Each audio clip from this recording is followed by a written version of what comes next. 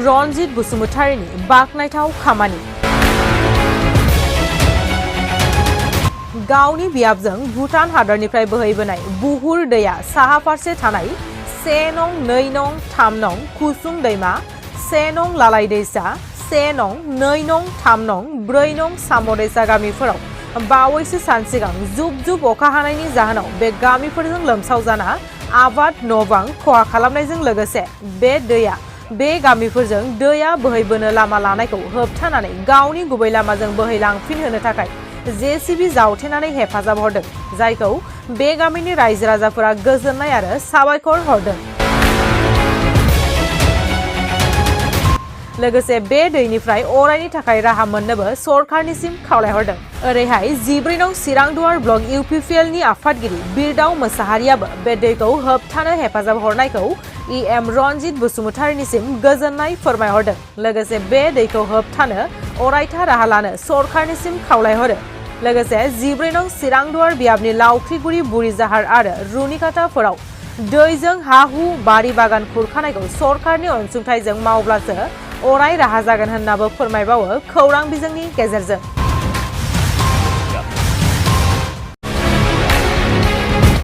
जोङो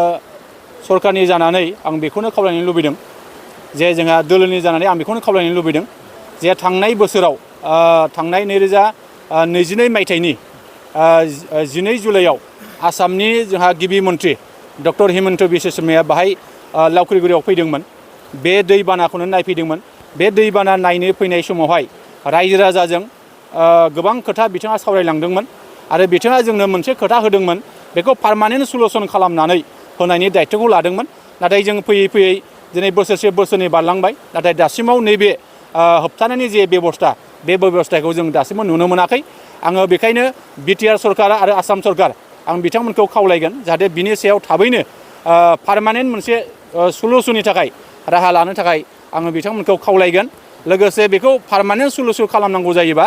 जोंहा RCC complete बेबादि सिमेन्टनि गेजेरजों दाहालाय खालामब्लासो बिनि सलुसना जागोन, आं बेखौ नुहुरदों। जोङो बुंनो थाङोबा बै निज्ला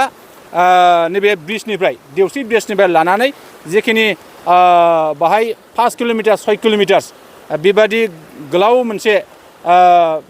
जोंनि नैबे थासारिया भुगिनानै दङ। दा बेखायनो बिनि सायाव जाहाथे जोंनि आसाम सरकार आरो बिटिआर सरकारा थाबैनो खामानि मावनो हायोबा मोजां जागोन बेखौ नुहुरदों। आरो थाबैनो बिनि सायाव जाहाथे नैबे वाटार रिसोर्स डिपार्टमेन्ट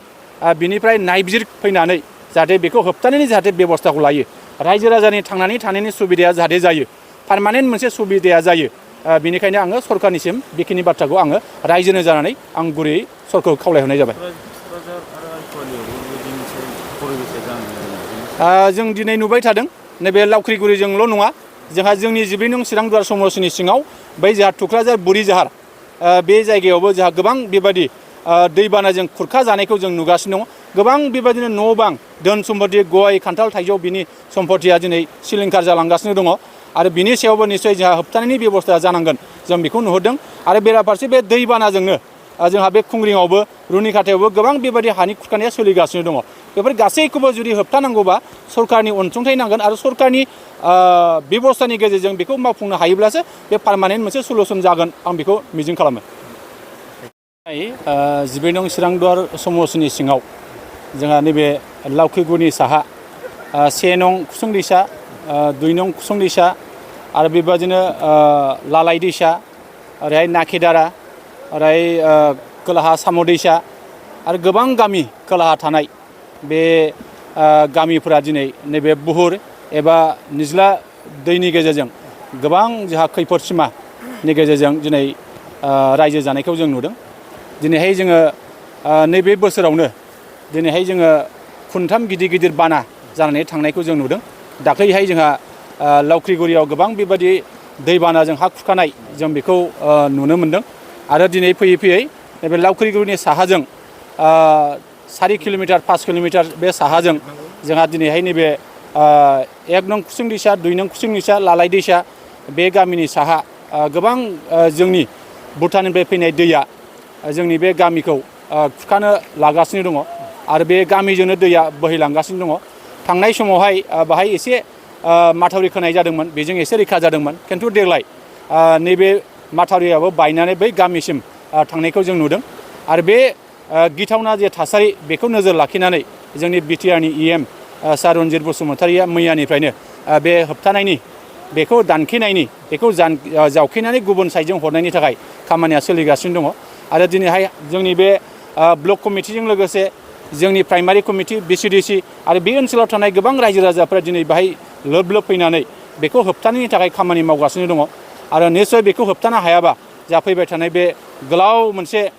संसार जानाय बे संसार जानाया निस्सय खैफोद गोनां जागोन बेखौ जों नुदों आरो जोंहा बे खोलाहा थानाय जोंनि नैबे नाकेदाराजों लोगोसे जोंनि नैबे सान्तिपुर खुंग्रिं आरो रुनिखाटा बे जायगानि गोबां रायजो राजाफ्रा निस्सय भुगिनांगोन जों बेखौ नुहुरदों आं एसे खावलायबावनांगौ साननिफ्रायनो फुंनिफ्रायनो बिथां जोंहा रन्जित फेरेंगा सारा मदद होफैदों जेरै 1 नं खुसुनदैसा 2 नं सामरैसा 3 नं सामरैसा 4 नं सामरैसा आरो लालाय दैसा आरो ओरै खोलाहा खावथं बैग्रिगुरि आरो मारफारा आरो ओरै हफाबस्ति आरो ओरैहाय थारायबारि आरो दैसोमगुरि आवजारगुरि आरो ओरै हाथिदुरासिम नांलांगोन रानिखाटा लावथिसिम नांलांगोन बे दैया दा बेनि थाखायनो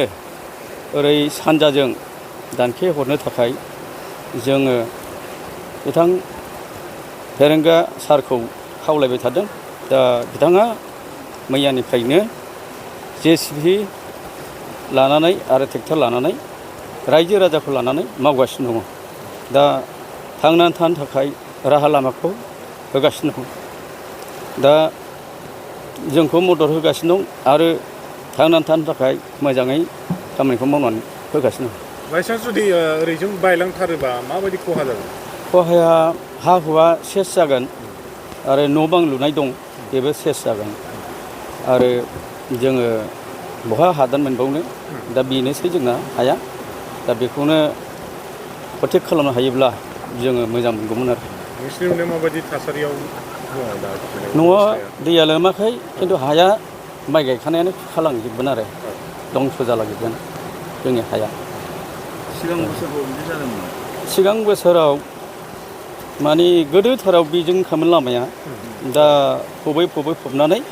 दा नै लामाखौ होसोफिनबाय आरो फुराना लामाखौ होसोफिनबाय दा बेखौ दानखे हरनो थाखाय खामानि मावगासिनो आरो औ दानखे हरनो थाखाय जोङो खामानि मावगासिनो दं हानाय बायदि मोनदों नामा हानाया हागोन ना हाया दैनि खोथा जाहैबाय हाजोनि दै दा बेखौ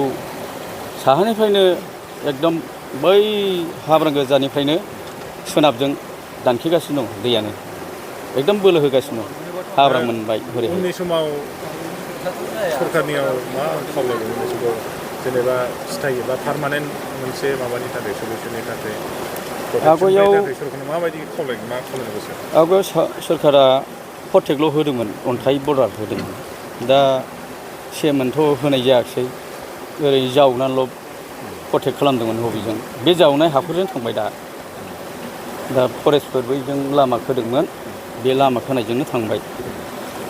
दा बेजोंनो एकदम गरान लाथारबाय दाख्लै रायजोफोर फैनानै एसे दानखे फैनाय जादों नङाबा लोमसावहैजोबबायमोन गामिखौ पार्मानेन्ट सलुसननि थाखाय माबायदि खामानि मावबा बे पार्मानेन्ट बिदिं थांनाय नङा बायदि खामानिया एकदम साहानिफ्राय मोनसे प्रटेक्ट खालामबाय थाबोयोब्ला मोजां जागोन आरो अन्थाइनि बल्डार जे होनानै बा बोरमा आथिं माथावरिफोरबायदि बिदि होयोबा सानजाजों दानखेगोन आरो दाथ' दैज्लां बोथोरावथ' हानाय बायदिखौ नुहुराखै मेसेङाव नङाबा हानाय नङा जेरै गोसो एरै थाङो आरो दैया